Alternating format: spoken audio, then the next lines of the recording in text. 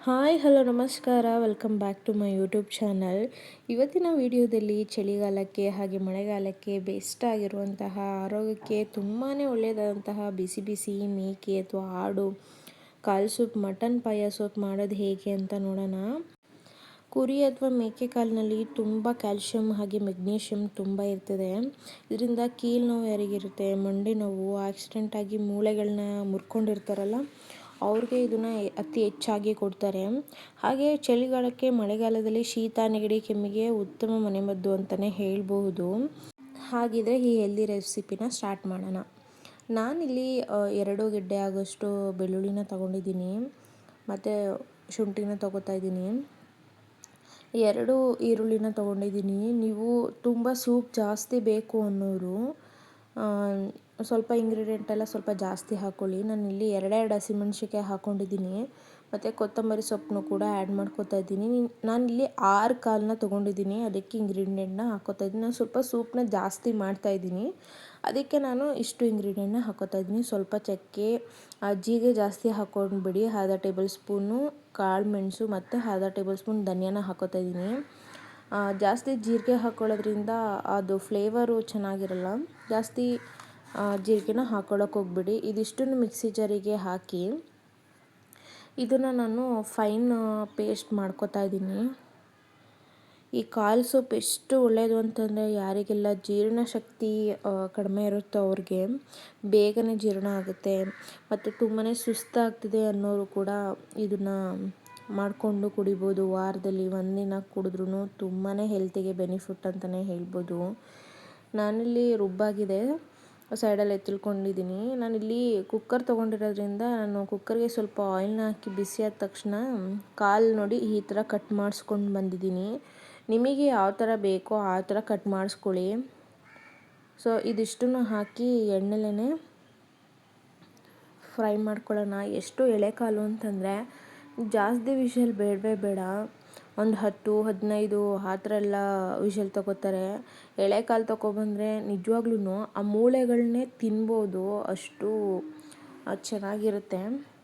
ಇದಕ್ಕೆ ನಾನು ಸ್ವಲ್ಪ ಅರಿಶಿನ ಹಾಕಿ ಮತ್ತು ರುಚಿಗೆ ಎಷ್ಟು ಬೇಕಷ್ಟು ಉಪ್ಪನ್ನ ಹಾಕಿ ಇದನ್ನು ಎಣ್ಣೆಯಲ್ಲಿ ಫ್ರೈ ಮಾಡ್ಕೊಳ್ತಾ ಇದ್ದೀನಿ.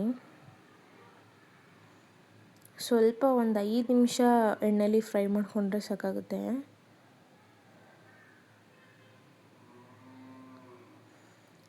ರುಬ್ಬಿಟ್ಟಿರುವಂತಹ ಮಸಾಲೆನ ಇದಕ್ಕೆ ಹಾಕ್ತಾಯಿದ್ದೀನಿ. ಇದನ್ನು ಅಷ್ಟೇ ರುಬ್ಬಿರೋ ಮಸಾಲೆ ಹಾಕಿ ಅಟ್ ಎ ಟೈಮ್ ಅದ್ರ ಹಿಂದೆನೇ ನೀರು ಹಾಕಿಬಿಟ್ಟು ಕೂಗ್ಸೋಕ್ಕೆ ಹೋಗಬೇಡಿ. ಈ ಮಸಾಲೆಯಲ್ಲಿ ಇಲ್ಲಾಂದ್ರೂ ಕಾಲು ಒಂದು 5-10 ನಿಮಿಷ ಬೇಯಬೇಕು, ಹಸಿ ಸ್ಮೆಲ್ಲೆಲ್ಲ ಹೋಗಬೇಕು. ಸೊ ಅಷ್ಟು ನೀವು ಬೇಯಿಸ್ಕೊಳ್ಬೇಕು. ಅದಕ್ಕೆ ನಾನು ಸ್ವಲ್ಪ ಜಾರಲ್ಲಿ ಇನ್ನೊಂದು ಸ್ವಲ್ಪ ಮಿಕ್ಕಿದೆ ಅಂತೇಳಿ ಸ್ವಲ್ಪ ನೀರನ್ನ ಹಾಕಿ ಒಂದು 10 ನಿಮಿಷ ಇದೇ ಮಸಾಲೆಯಲ್ಲಿ ಕುದಿಸ್ಕೊತಾ ಇದ್ದೀನಿ. ತುಂಬ ಬ್ಲಡ್ ಕಡಿಮೆ ಯಾರಿರುತ್ತೆ ಅವ್ರಿಗೂ ಕೂಡ ಇದನ್ನು ಕೊಡ್ಬೋದು. ನೆಕ್ಸ್ಟ್ ಇದಕ್ಕೆ ನಾನು ನೀರನ್ನ ಆ್ಯಡ್ ಮಾಡ್ತಾಯಿದ್ದೀನಿ. ನೀವು ಎಷ್ಟು ನೀರು ಆ್ಯಡ್ ಮಾಡಿಕೊಂಡ್ರೂ ಈ ಸೂಪು ಟೇಸ್ಟ್ ಏನು ಕಡಿಮೆನೇ ಆಗಲ್ಲ ಅಂತಲೇ ಹೇಳ್ಬೋದು. ನಾನಿಲ್ಲಿ 6 ಕಾಲನ್ನ ತೊಗೊಂಡಿದ್ದೀನಿ ಅಲ್ವಾ, ಇಲ್ಲ ಅಂದು 1.5 ಲೀಟರ್ ನೀರನ್ನ ಹಾಕ್ಕೊಂಡಿದ್ದೀನಿ ನಾನು. ಈ ಕಾಲು ಸೊಪ್ಪು ಹೇಗಿರಬೇಕು ಅಂತಂದರೆ ತುಂಬ ನೀರು ಥರ ಇರಬೇಕು, ಗಟ್ಟಿ ಥರ ಆದರೆ ಚೆನ್ನಾಗಿರಲ್ಲ. ನೀವು ಇವಾಗ ಅಷ್ಟು ನೀರು ಹಾಕ್ಕೊಂಡಿದ್ದೀನಿ, ಅದು ನಾವು ವಿಷಲ್ ಹಾಕಿ ಕೂಗಿಸಿದಾಗ ಆ ನೀರೆಲ್ಲ ಡೌನ್ ಆಗಿಬಿಟ್ಟಿರುತ್ತೆ. ಸೊ ನೋಡ್ಕೊಂಡು ಹಾಕ್ಕೊಳ್ಳಿ. ನೀವು ಕೂಗಿಸಾದ್ಮೇಲೂ ಅದು ಸ್ವಲ್ಪ ಗಟ್ಟಿಯಾಗಿರುತ್ತೆ, ನೀವು ಆವಾಗ ನೀರು ಹಾಕ್ಕೊಂಡು ಬೇಕಾದ್ರೆ ಸ್ವಲ್ಪ ಬೇಯಿಸ್ಕೊಬೋದು. ನಾನಿಲ್ಲಿ 6 ವಿಷಲ್ನ ತೊಗೊಂಡಿದ್ದೀನಿ. 6 ವಿಷಲ್ ತೊಗೊಂಡಾದ್ಮೇಲೆ ಸ್ವಲ್ಪ ಕುಕ್ಕರು ವಿಷಲ್ಲು ಆರಾದಮೇಲೆ ನಾನು ಓಪನ್ ಮಾಡ್ತಾಯಿದ್ದೀನಿ. ನೀವೇ ನೋಡ್ಬೋದು ಎಷ್ಟು ಚೆನ್ನಾಗಿತ್ತು ಅಂತ ಹೇಳಿದ್ರೆ.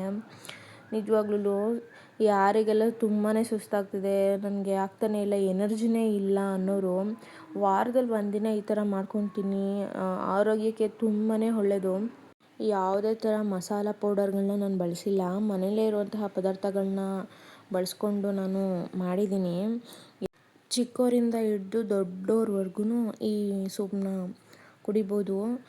ಮಕ್ಕಳಿಗೆ ಇವಾಗಲಿಂದನೇ ಅಭ್ಯಾಸ ಮಾಡಿಸಿದ್ರೆ ಮುಂದೆ ಮಂಡಿ ನೋವು, ಕೀಲು ನೋವು ಆ ಥರ ಸಮಸ್ಯೆ ಯಾವುದೂ ಬರಲ್ಲ. ತುಂಬ ಇಮ್ಯುನಿಟಿ ಇದೆ ಅಂತಲೇ ಹೇಳ್ಬೋದು. ನೋಡಿ ಎಷ್ಟು ಚೆನ್ನಾಗಿ ಬೆಂದಿದೆ ಅಂತ ಹೇಳ್ಬಿಟ್ಟು. ನೀವು ಕಾಲು ಹೇಗೆ ತಗೋತೀರೋ ಅದ್ರ ಮೇಲೆ ಡಿಪೆಂಡು. ನಾನು 5ರಿಂದ 6 ವಿಷಲ್ ಅಷ್ಟೇ ಹಾಕ್ಸಿರೋದು, ಅಷ್ಟಕ್ಕೇ ಇದು ಬೇಗ ಬೆಂದಿದೆ.